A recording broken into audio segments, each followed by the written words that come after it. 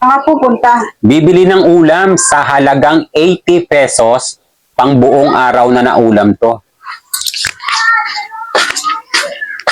Dito ako madalas bumibili ng gulay, napakamura na at fresh pa talaga. Maraming pagpipili ang gulay dito lalo na kung bandang 7 ka ng umaga pupunta dito. Ngayong araw kasi na late ako kaya ito na lang yung naabutan kong mga gulay. Bumili na lang ako 2 taling sitaw, yung isang taling sitaw 20 pesos, tapos yung ganyang kalaking kalabasa 20 pesos lang yan. Kung manggagaling kayo ng Angeles City, Magalang Road, lampasan nyo lang yung barangay Mabato-Bato, makikita nyo na agad yung pwesto nila. At kung manggagaling naman kayo sa Magalang, lampasan nyo lang yung Sea Oil Gasoline Station, makikita nyo na agad sila. Sa halagang 60 pesos, meron na akong 2 taling sitaw, saka kalabasa, at meron pa tayong natitirang 20 pesos. Dadaan muna tayo sa Sari-Sari Store, bibili muna tayo 2 pirasong itlog, at napaka-cute pa ng pusa. Ayan, nakuha ko na pala yung 2 itlog, wala nang intro-intro, umpisahan na natin ang pagluluto. Ayan, hinanda ko na agad yung sitaw, ganyang pagkahiwa lang, pwede na yan. Sa kalabasa naman, kapag ganito yung klaseng kalabasa, native, kahit hindi mo na siya babalatan, okay lang yan kasi malambot yung pinakabalat niya. At ang masarap dito sa ganitong kalabasa, hindi siya malabsa, hindi katulad ng isang kalabasa na kulay dilaw, kapag naluto malabsa siya. Yung ganitong kalabasa naman, manamis-namis at malagkit siya. Hinugasan ko muna yung ating mga gulay, mga 3 beses ko pala hinugasan yan para malinis talaga. Pag gulay ang ninuluto ko, kahit kaunting lamas lang, pwede na. Ganyang kadaming sibuyas, saka bawang, pwede na. Nilabas ko na yung mahiwagang kalan at pinatong ko yung mahiwagang kawali. Magisa na tayo ng mga lamas. Isasabay na rin natin dito yung paminta para gumising yung natutulog niyang aroma. Saka natin ilalagay yung ating mga gulay. Pangpalasa, magic seasoning, kaunting asin. Gisahin muna natin yung ating mga gulay sa ating mga pangpalasa at maglagay na din tayo agad 2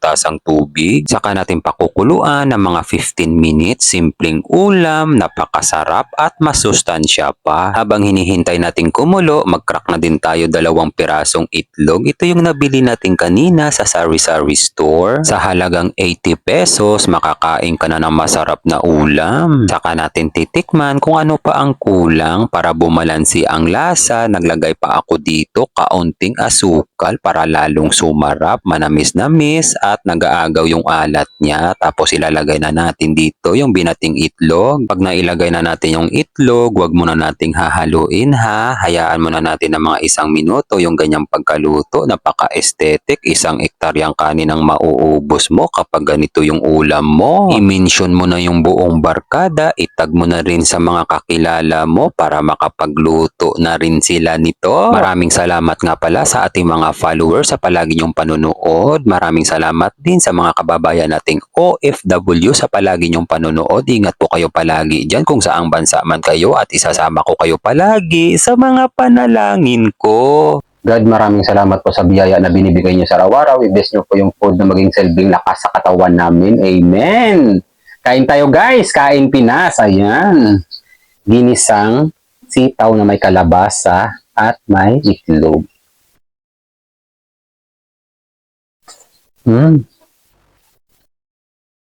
Manamis-namis ang lasa na malasa yung mismong gulay. Sarap.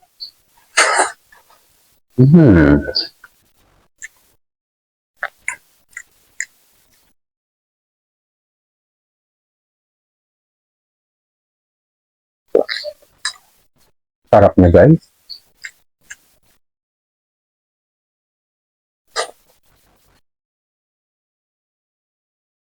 Ang lasa. Manamis-namis. Sakto lang yung alat. Balansi lang.